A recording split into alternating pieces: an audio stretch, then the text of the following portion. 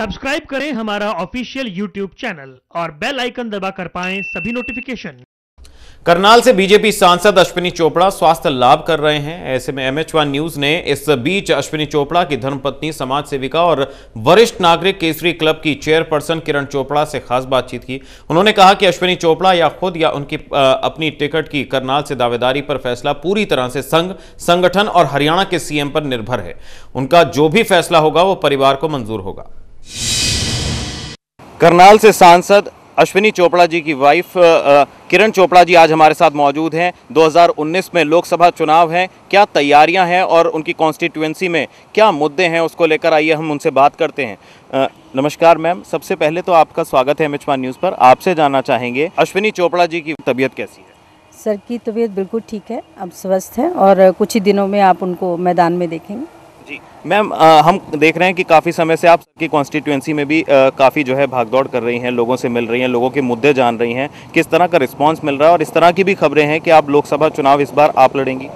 ऐसा है कि पहले दिन से जब अश्विनी जी सांसद बने हैं तो मैं उनके कंधे से कंधा मिला के चलती हूँ, क्योंकि मैं उनकी धर्मपत्नी हूँ। मेरा फ़र्ज़ भी है, मेरे संस्कार भी हैं कि पति के पीछे पीछे चलना, उनके कामों को करना। तो मैं 4.5 साल से उनके कामों में सहयोग दे रही हूँ और अभी कुछ भी तय नहीं है। जैसे संघ, संगठन और खट्टर जी चाहेंगे वैसा करेंगे। जी मैम, वहाँ के मुद्दे जो हैं, किस तरह का काम है, लोगों की क्या जो परेशानियां हैं वो भी आपने जानी होंगी जब आप लगातार वहाँ दौरा कर रही थी। मैं गांव-गांव घूमी हूँ, लोगों के बीच गई हूँ, आम लोगों के बीच, खास लोगों के बीच, सबके मुद्दे समझे हैं, सबकी समस्याएं समझी हैं। बहुत सी लोगों की समस्याओं को दूर करने की कोशिश की है। जब अभी की कल की बात है, आपने देखा नीलोखेड़ी में ट्रेन का था, वो भी अश्विनी जी ने अपने प्रयासों से किया है।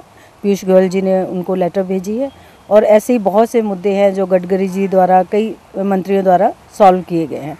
फिर भी इतने मुद्दे हैं कि जो 5 साल में कंप्लीट होने मुश्किल थे। तो बहुत अभी भी कोशिश जारी है कि लोगों की समस्याओं को पूरा किया जाए। अभी खट्टर साहब ने जो डी के अंडर वो 18,000 नौकरियां निकाली हैं, वो बहुत बड़ा एक समस्या का समाधान हुआ है, क्योंकि हमारे हरियाणा में युवाओं को बेरोजगारी का बहुत सामना करना पड़ रहा है। तो ये जो डी प्लान में किया गया है, नौकरियां दी गई हैं, ये बहुत ही अच्छा एक प्रयास हुआ है। और आगे भी मैं खट्टर जी से अपने CM साहब से ये रिक्वेस्ट करूंगी कि जितनी मैक्सिमम नौकरियां हो सकती हैं वो बेरोजगारों को दी जाए। मैम, अब चुनाव में कम समय बचा है, टिकट के लिए उम्मीदवारी कब पेश करने वाली हैं?